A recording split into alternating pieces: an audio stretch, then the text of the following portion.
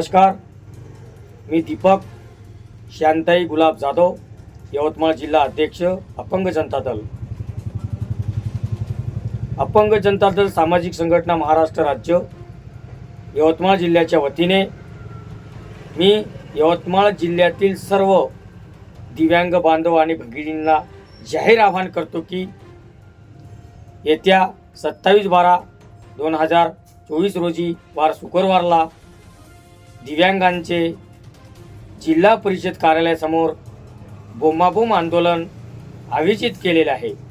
तरी जिल्ह्यातील जास्तीत जास्त संख्येने उपस्थित राहून या आंदोलनामध्ये सहभाग घ्यावा.